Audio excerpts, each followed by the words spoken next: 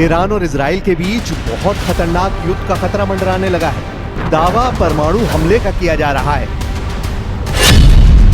क्या ईरान और इजराइल के बीच हुआ सीजफायर एटम बम तोड़ने जा रहा है?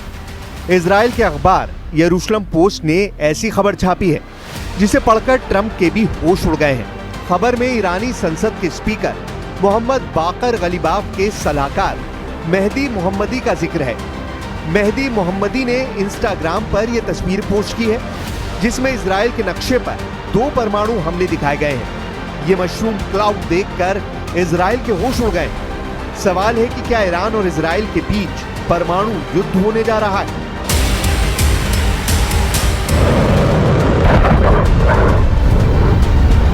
इजराइल पर हुए ईरान के मिसाइल हमले 1 महीने पुरानी बात है। 13 जून को ही इजराइल ने ईरान पर हमला करके वहां की मिलिट्री लीडरशिप को खत्म कर दिया था। लेकिन इसके बाद ईरान ने ऐसा मिसाइल अटैक किया कि इजराइल में छुपने के लिए बंकर भी कम पड़ गए। ईरान की मिसाइल हाइफा में गिरी, तेल अवीव में गिरी और उसके ऐसे मिलिट्री अड्डों को टारगेट किया जिसका अंदाजा नेतन्याहू को क्या, ट्रंप को भी नहीं था। लेकिन सच यह है कि ईरान और इजराइल के बीच युद्ध की चिंगारी फिर से फूट पड़ी है। इजराइल के प्रधानमंत्री बेंयामिन नेतन्याहू ने अमेरिका की मीडिया को इंटरव्यू दिया है और उसमें साफ-साफ कहा है कि ईरान अब इजराइल के खिलाफ परमाणु हमला करना चाहता है। नेतन्याहू ने कहा है कि हिजबुल्लाह की लीडरशिप खत्म करने के बाद ही ईरान ने यूरेनियम संवर्धन की रफ्तार बढ़ा दी थी और ईरान इजराइल को मिटाना चाहता है।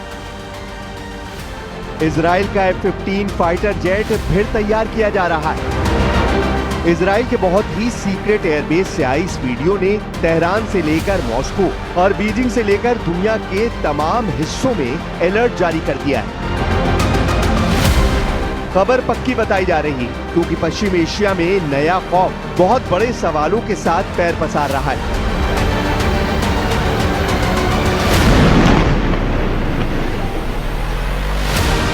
क्या इजराइल और ईरान का युद्ध फिर शुरू होने जा रहा है?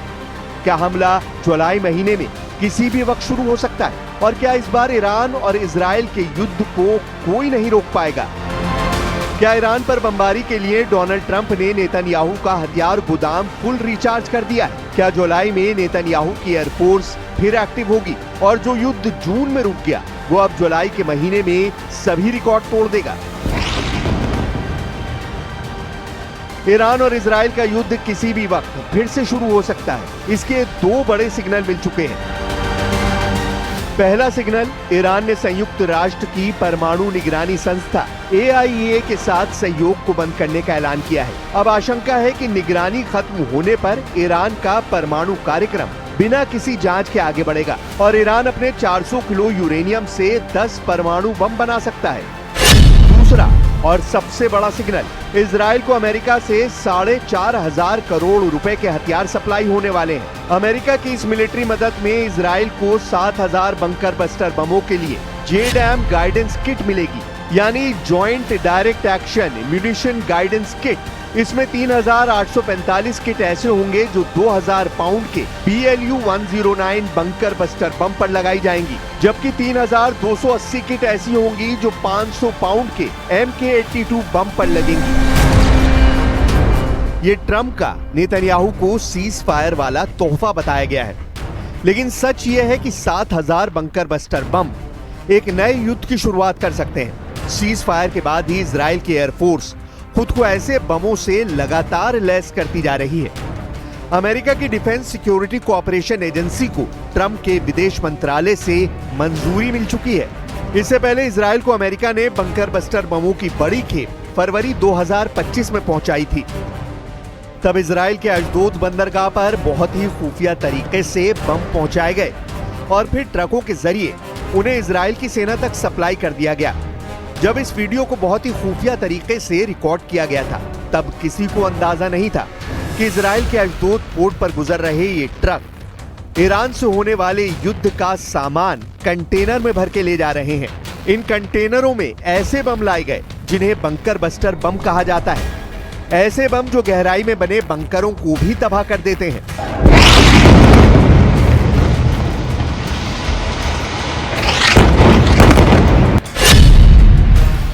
अमेरिका अब इजराइल को 7,000 से ज्यादा बंकर बस्टर बम दे रहा है। ये बम आसमान के रास्ते भी पहुंचाए जा रहे हैं और समंदर के रास्ते यानी कार्गो शिप से भी इजराइल को सप्लाई किए जा रहे हैं। ये एक तरह से इजराइल और अमेरिका के बीच बम हाईवे बना दिया गया है, जिसके टारगेट पर ईरान ही नजर आ रहा है। ये डोनाल्ड ट्रंप का नेतन्याहू को बहुत बड़ा और धमाकेदार तोहफा है। डर यह है कि इस तोहफे के पीछे ईरान से युद्ध का दूसरा राउंड लड़ने की तैयारी कर ली गई है। यही वजह है कि इजराइल की एयरफोर्स फिर से सुपर एक्टिव मोड में है। इजराइल के एयरबेस पर लगातार काम चल रहा है। यह है अमेरिका से सप्लाई किया गया MK-84 बंकर बस्टर बम। इसी बम से इजराइल ने अब तक गजा के कोने कोने को मिट्टी में मिलाया है और ईरान पर भी ऐसे ही बमों से हमले किए गए हैं। लेकिन जुलाई को लेकर ट्रंप और नेतन्याहू की जो तैयारी है वो एक लंबे युद्ध की तरफ इशारा कर रही है। 2000 पाउंड या फिर 900 किलो के इस बम की ताकत क्या है, आप इन धमाकों को देखकर समझ सकते हैं। जब ये बम गिरता है तो ऐसा धमाका होता है जो पूरी बिल्डिंग को गिरा देता है। ऐसी तस्वीरें पिछले 15 महीनों में गाजा में भी देखी गई और लेबनान की राजधानी बेरूत में भी देखी गई। फरवरी में अमेरिका ने इजराइल को ऐसे 10,000 बम सप्लाई किए। अब जुलाई में ऐसे 7,000 और बम पहुंचाए जा रहे हैं। यानी गजा और बेरूत के बाद ईरान पर भी मेड इन अमेरिका वाला बारूद फिर से बरसाने की तैयारी हो चुकी है। गजा से लेकर बेरूत और तेहरान तक इजराइल एयरफोर्स के विमान और इन्हीं बमों ने सबसे बड़ी तबाही मचाई है। इजराइल का ऑपरेशन राइजिंग लायन इस बम के बिना कभी शुरू नहीं हो पाता। ये बात नेतन्याहू और उनकी फौज बहुत अच्छी तरह जानती है। अब सवाल है कि BLU-109 बम और MK-82 या कहें कि मार्क 82 बम क्या ताकत रखते हैं। ये बम कितना बड़ा धमाका करते हैं, इनकी फायर पावर और दुश्मन के टुकड़े टुकड़े करने वाली थ्योरी क्या है। ये ऐसे बम हैं जो विमान से गिराए जाने के बाद अंडरग्राउंड बंकर तक पहुंचते हैं। इनसे ऐसा धमाका होता है जिसकी वजह से इन्हें बंकर बस्टर बम कहा जाता है।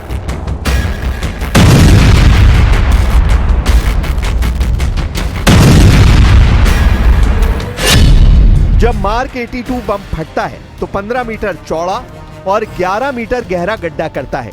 यह बम 3.5 मीटर मोटी कंक्रीट को चीरकर बंकर में बैठे दुश्मन को खत्म कर सकता है। अगर बंकर लोहे का है तो यह 38 सेंटीमीटर मोटी मेटल की दीवार को भी भेद सकता है। अब सोचिए कि 500 पाउंड का बम अगर ऐसी तबाही मचाता है तो 2000 पाउंड का बम तो 4 गुना ज्यादा तबाही मचाता होगा। इजराइल की एयरफोर्स ने 600 दिनों तक गजा पर ऐसे ही बम गिराए हैं। 12 दिन बमबारी ईरान पर भी की गई है और ऐसे मिशन में अमेरिका के ही बंकर बस्टर बम इस्तेमाल किए गए हैं।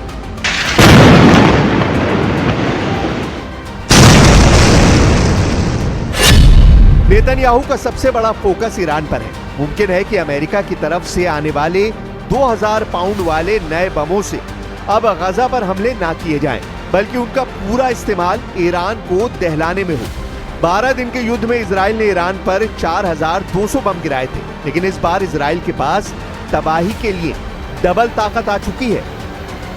इजराइल का मानना है कि उसके दुश्मन युद्ध खत्म होने के बाद अब भी एक्टिव है और ईरान इस फहरिस्त में सबसे ऊपर है। इसलिए बात साफ है कि इजराइल को अमेरिका से हथियारों वाली मदद पर ब्रेक नहीं लगने जा रही। डोनाल्ड ट्रंप ने इजराइल की वॉर मशीन को लगातार ईंधन सप्लाई करने का फैसला किया है। अब चलिए गजा, जहां इजराइल ने अचानक अपने ऑपरेशन तेज कर दिए हैं। गजा में धमाकों का ये वीडियो इजराइल ने बनाया है। नेतन्याहू के ऊपर गजा को लेकर बहुत ज्यादा दबाव है, क्योंकि हमास ने गजा के कई इलाकों में इजराइल को डराने वाले बड़े मिशन अंजाम दिए हैं। इजराइल का दावा है कि हमास ने अब इजराइल के सैनिकों को अगवा करने की कोशिश शुरू कर दी है। यानी हमास अब इजरायली सैनिकों को किडनैप करके इस युद्ध को और लंबा खींचना चाहता है। इजराइल बार बार दावा करता रहा है कि हमास गजा में हार रहा है और उसके 20,000 लड़ाके इजरायली ऑपरेशन में मारे जा चुके हैं। लेकिन गजा में फैले मलबे के बीच में से आने वाले वीडियो बता रहे हैं कि हमास अब भी इजराइल को टक्कर दे रहा है। 24 जून को गजा के खान यूनुस में इजराइल के 7 सैनिक मारे गए। 7 जुलाई को गजा के बैत हनून में इजराइल के 5 सैनिक मारे गए। गजा में हमास घात लगाकर हमला कर रहा है। गजा में जून के महीने के बाद जुलाई का महीना भी इजराइल के लिए खूनी साबित हो रहा है। इन दोनों हमलों ने इजराइल की सेना पर बड़े सवाल खड़े कर दिए हैं। हमास के इस तरह के हमलों ने इजरायली सेना के पावर सेंटर में तहलका मचा दिया है। ऐसे हमले लगातार तेज हो रहे हैं। कोशिश है कि नेतन्याहू की फौज में नया डर पैदा किया जा सके। ऐसे धमाकों में न सिर्फ इजराइल का टैंक फट रहा है, बल्कि इजरायली सेना की ताकत वाली छवि भी चकनाचूर हो रही है। अब तक गजा में इजराइल की बमबारी से 57,000 लोग मारे जा चुके हैं। इजराइल का दावा है कि इनमें 20,000 हमास के लड़ाके थे। वहीं गजा में ऑपरेशन के दौरान इजराइल के अब तक 451 सैनिक मारे जा चुके हैं। गजा में हमास के हमलों ने उन इरादों को भी तोड़कर रख दिया है जिन पर नेतन्याहू और डोनाल्ड ट्रंप की मीटिंग में एक राय बनी थी। हमास के हमलों से इजराइल की सेना में बड़ा हड़कंप मचा हुआ है, क्योंकि जिस हमास के खिलाफ इजराइल 600 दिन से लंबा युद्ध लड़ रहा है, वो हमास अब भी इजराइल के सैनिकों को मार रहा है। गजा में इजराइल और हमास का युद्ध और हजारों लोगों की मौत पर कुछ दिन तक ईरान इजराइल के युद्ध ने पर्दा डाल दिया था, लेकिन अब गजा फ्रंट की तस्वीरों ने इजराइल में हाहाकार मचाना शुरू कर दिया है। अमेरिका की news agency the associated press की खबर है कि गजा में मदद पहुंचाए जाने के दौरान जो अमेरिकी सुरक्षा कर्मी गजा में मौजूद हैं, वो लोगों पर गोलियां चला रहे हैं। गजा में लगातार बमबारी की वजह से 57,000 लोगों की मौत हो चुकी है। हजारों लापता हैं और इस वक्त गजा में जो रसद मदद के तौर पर पहुंचाई जा रही है, वो डिस्ट्रीब्यूशन सेंटर भी टारगेट बन चुके हैं। संयुक्त राष्ट्र की रिपोर्ट है कि गजा में लोगों के बीच खाना बांटे जाने के दौरान हुए हमलों में 800 लोगों की मौत हो चुकी है। I actually have updated figures for you as well on the number of deaths that have resulted from people, around aid distribution areas where people are trying to access aid. Up until the 7th of July, we've recorded now 798 killings, including 615 in the vicinity of the GHF sites and 183 presumably on the routes of aid convoys. This is nearly 800 people who have been killed while trying to access aid. Mostly the injuries are gunshot injuries. गजा एक तरफ और Iran दूसरी तरफ, दोनों मोर्चों पर Israel फंसा हुआ है और अब ट्रंप कह रहे हैं कि ईरान शांति चाहता है और ये उनकी भी ख्वाहिश है। लेकिन अब ईरान के राष्ट्रपति को लेकर आई एक खबर ने बता दिया है कि इजराइल को लेकर ईरान बिल्कुल भी नर्म नहीं होगा। इजराइल ने ईरान के राष्ट्रपति की हत्या की कोशिश की थी और इजराइल के हमले में वो घायल भी हुए थे। 12 दिन के युद्ध के दौरान इजराइल ने मसूद पेजिशकियान को वैसे ही मारने की कोशिश की जैसे हिजबुल्लाह चीफ हसन नसरल्लाह को बेरूत में मारा गया था। यह हमला 16 जून को हुआ था, जब इजराइल की एक मिसाइल पश्चिमी तेहरान में एक इमारत पर गिरी। वहां ईरान की सुप्रीम नेशनल सिक्योरिटी काउंसिल की बैठक चल रही थी। इस बैठक में राष्ट्रपति के साथ साथ संसद के स्पीकर मोहम्मद बाकिर गालिबाफ भी मौजूद थे। इस हमले के बारे में मसूद पेजिशकियान ने कुछ दिन पहले बताया भी था और तब ये साफ हो गया था कि इजराइल ने ईरान की पॉलिटिकल लीडरशिप को भी खत्म करने की तैयारी कर ली थी। ईरान के राष्ट्रपति मसूद पेजिशकियान ने दावा किया था कि इजराइल ने युद्ध के दौरान उनकी हत्या की कोशिश की थी। वो एक बैठक कर रहे थे, उसी दौरान इजराइल ने बमबारी के जरिए उनकी जान लेने की कोशिश की, लेकिन इजराइल नाकाम रहा। मसूद पेजिशकियान ने यह दावा अमेरिका की मीडिया से एक इंटरव्यू के दौरान किया, लेकिन अब हमले में उनके मामूली रूप से घायल होने की खबर बता रही है कि वो इजराइल के टारगेट पर थे, लेकिन बाल बाल बच गए। सवाल है कि अब आगे क्या होने जा रहा है, क्योंकि आधा जुलाई बीतने के बाद फिर से युद्ध शुरू होने का खतरा बढ़ गया है। और इस बार पश्चिम एशिया की दोनों ही पावर सीज फायर के बाद और ज्यादा तैयारी कर चुकी हैं।